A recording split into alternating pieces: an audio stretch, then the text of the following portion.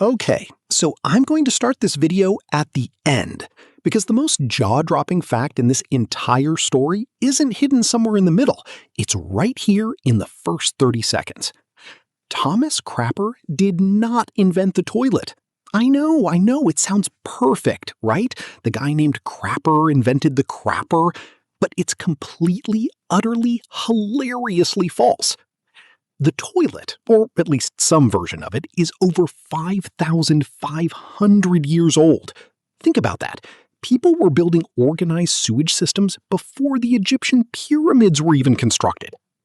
And here's the question I want you to hold on to through this whole story. If ancient civilizations had sophisticated indoor plumbing thousands of years ago, why did it almost completely disappear? And what smell, what one catastrophic smell finally forced the modern world to get its act together? By the end of this video, you're going to know the full story. The ancient engineers who built sewers before most people had writing. The queen who complained her toilet was too loud. The summer so disgusting it nearly shut down the British Parliament. And yes, we will settle the Thomas Crapper debate once and for all. Because the truth, I promise you, is so much better than the myth. The history of the toilet is not what anyone ever told you. So, let's go.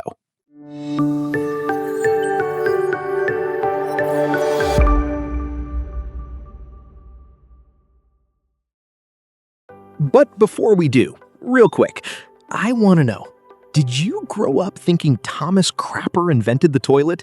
Drop a "yes, I believed it" or "no, I already knew" in the comments. I have a feeling this is going to be very lopsided.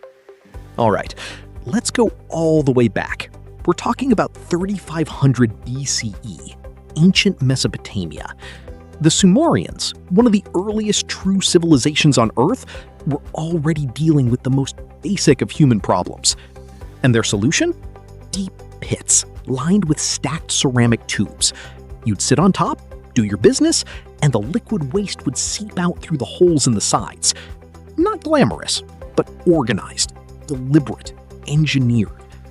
But honestly, that was just the beginning. Over in the Indus Valley Civilization, modern-day Pakistan and northwest India, things were on a completely different level. By around 2800 BCE, cities had private indoor toilets connected to a covered brick sewer network. Mortar-sealed brickwork, organized drainage, systematic waste removal. At Mohenjo-Daro, one of the largest cities of the ancient world, almost every house had indoor baths and latrines with drains. Not some houses, almost every house, with inspection holes in the drainage channels for cleaning and maintenance. And the Minoans over on the island of Crete weren't far behind. At the Palace of Knossos, around 1700 BCE, archaeologists found what appears to be a wooden seat over a flushing conduit, a channel fed by a rooftop water reservoir. Functionally, it's a flush toilet. So understand what we're saying here. Flush toilets, underground sewers, drainage inspection ports, all of it figured out 4,000 or 5,000 years ago. So what happened? How do you lose that? Well, let me show you. The concept wasn't lost everywhere. In fact, one civilization didn't just keep it going, they turned communal toileting into a full social event. Welcome to ancient Rome. By around 315 AD, the city of Rome had at least 144 public latrines. 144. These were long marble benches with holes cut at regular intervals, running water flowing constantly beneath to carry waste away. No doors, no dividers, no privacy of any kind. And the toilet paper situation? Instead of toilet paper, Romans used something called a tersorium, a sponge, on a stick. And in public facilities, it was a shared item. You'd rinse it in the running water channel and put it back for the next person. Sanitation-wise, though, the Romans were genuinely extraordinary. Their entire system was anchored by the Cloaca Maxima, the Great Sewer, originally built around 600 BCE by the Etruscan kings before Rome was even a republic. The Roman historian Pliny the Elder called it the most noteworthy of all Rome's achievements. And here's what makes the Romans genuinely impressive. They recycled the outflow water from their public bathhouses directly into the latrine channels to keep a constant flush running. They were essentially running a gravity-powered continuous flush system across an entire city. As the Roman Empire expanded, this same sanitation model spread across Europe. And then Rome fell. The Western Roman Empire collapsed in 476 AD, and with it, much of the Western world's organized sanitation infrastructure disappeared almost overnight. What replaced it was a lot darker. Literally. Europe went from marble communal latrines with running water to, well, something very different. Something involving castle walls, hanging clothes, and a military vulnerability so bizarre it sounds completely made up. Welcome to the Middle Ages. Meet the garderobe, the medieval toilet. And here's the thing, the word garderobe comes directly from the French word for wardrobe, as in where you kept your clothes. The medieval toilet was also the wardrobe, and those were the same room on purpose. Why would you hang your clothes next to a toilet? Because the ammonia rising from the urine in the shaft below would kill fleas and insects in the fabric.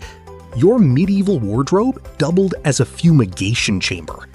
Pre-industrial life was, and I say this respectfully, absolutely wild. For people without access to a garderobe, it was chamber pots, and when they were full, you'd open the window and throw the contents into the street.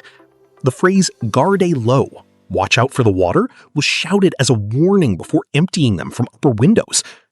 And here is my absolutely favorite garderobe fact, and I need you to understand I am not making this up. Soldiers occasionally tried to infiltrate enemy castles by climbing up through the garderobe shaft from the outside. And history actually records instances where this worked. The garderobe. Multi-purpose, multi-threat, and deeply unpleasant in every possible direction. But here's where things start getting very interesting. Because in 1596, one man decided he was done with all of this, and he built something remarkable for the most powerful woman in the world. The year is 1596. A man named Sir John Harington, a courtier, published poet, and the godson of Queen Elizabeth I, has just done something nobody in England had seriously done before. He built a working flush toilet. A real one, with a raised cistern, a downward pipe, and a valve that, when opened, released a controlled flow of water to carry waste away from the bowl. He built one for himself, and then he built one for the Queen. Queen Elizabeth I, the most powerful monarch in the world, tried it, and she had exactly one complaint. It was too loud. That's it. That's the entire royal review. Too loud. Which, honestly, I respect it. Standards or standards. Harington actually wrote a book about his invention called A New Discourse of a Stale Subject, called The Metamorphosis of Ajax. Ajax being an Elizabethan pun on a jakes, which was slang for a toilet. The book described in detail how to build one and why everyone should have one. And the world responded by completely ignoring it for almost 200 years. Seriously, he invented a working flush toilet in 1596, and it sat basically unused and unimproved until 1775. For nearly 2 centuries, it just didn't happen. In 1775, a Scottish watchmaker named Alexander Cummings patented the S-trap, the U-bend, a curved section of pipe installed beneath the toilet bowl that permanently held a small reservoir of standing water, creating an airtight seal that blocked sewer gases from rising back up. So by the late 1700s, the technology was ready. The flush toilet worked. The U-bend solved the smell. But there was still one massive, catastrophic problem. Because even if you could flush waste away, where exactly was it going?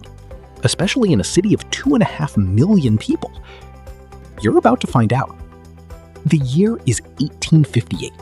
London is the largest, most powerful city on the planet, the capital of the British Empire, and it absolutely, catastrophically, existentially stinks. London's aging sewer system was built to handle only rainwater, and now it was receiving the output of hundreds of thousands of flush toilets. By 1857, an estimated 250 tons of raw fecal matter was entering the Thames every single day. And then that summer, a heat wave hit. The smell became so overwhelming it penetrated every building, every street, every room in the city. There was nowhere to go to escape it. Members of Parliament, sitting in their grand Victorian chambers on the banks of the Thames, literally could not function. They soaked the curtains with chloride of lime, trying to filter the stench. It barely helped. The session nearly had to be abandoned entirely. This became known permanently as the Great Stink of 1858. This wasn't just unpleasant, it was deadly.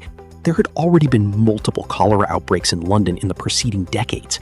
The worst, in 1854, had killed over 10,000 people in a single year. Most believed bad smells caused disease, the miasma theory. They were wrong about the mechanism, but the association between contaminated water and illness was real. The Great Stink was the tipping point. Parliament passed emergency legislation almost immediately, and a civil engineer named Joseph Bazalgette was given the authority, the funding, and the mandate to fix London's sewage problem permanently. What he built was nothing short of extraordinary. Over 1,100 miles of new street sewers, 82 miles of brick-lined main intercepting sewers running beneath the city, 3 massive embankments along the Thames, pumping stations that moved waste far downstream to be released at the Thames estuary. Construction ran from 1859 to 1875. It is not an exaggeration to say it saved tens of thousands of lives. 2 of his most ornate pumping stations, Abbey Mills in Stratford and Crossness on the Erith Marshes, still stand today as protected historical landmarks. And the core of his sewer network still underpins London's sewage infrastructure right now, over 150 years later. One smell changed everything. Okay, Thomas Crapper, let's do this. Thomas Crapper was a real person. Born around 1836 in Yorkshire, he was genuinely talented, genuinely successful. He opened his own sanitary equipment business in 1861 and opened what is widely considered the world's first bathroom showroom on Marlborough Road in Chelsea in 1866. He held 9 patents, including improvements to the floating ballcock and cistern silencing. He was commissioned to supply plumbing for Sandringham House, a royal residence, in 1887. 30 water closets, cedar seats. He was legitimate, talented, and genuinely important to the Victorian sanitation industry. So, how did the myth start? American soldiers stationed in Britain during World War I kept seeing the word crapper embossed on the cisterns of nearly every toilet they encountered, because his company had dominated the British market. They brought the word home, and with the slang came the assumption that Crapper must have invented it. Thomas Crapper was born around 1836. The flush toilet was invented by Sir John Harington in 1596. That's 240 years before Crapper existed. Alexander Cummings patented the U-bend in 1775, still 61 years before Crapper was born. He commercialized it. He did not create it. And one last thing. Even the word toilet has a wild origin. It started as the French word toilette, a small cloth placed over the shoulders while grooming. Then it became a dressing table, then a dressing room, then a room with a lavatory. Then by the late 1800s in American English, the fixture itself. 500 years to go from a fancy towel to the thing you sit on. And that, right there, is the real origin of the toilet. It didn't start with Thomas Crapper. It started with Sumerian engineers 3,500 years before the birth of Christ. It evolved through the Indus Valley, through Rome, through medieval castles where soldiers climbed up waste shafts to breach defenses. If any part of this genuinely surprised you, do me a favor. Share this with someone who still thinks Thomas Crapper invented the toilet, because they deserve to know the truth. Hit subscribe if you're not already on board. And if you want more hidden histories of everyday things, I've got another one right here that will mess with your head in exactly the same way. The next time you sit down and flush, you're experiencing 5,500 years of human ingenuity. That's not nothing. I'll see you in the next one.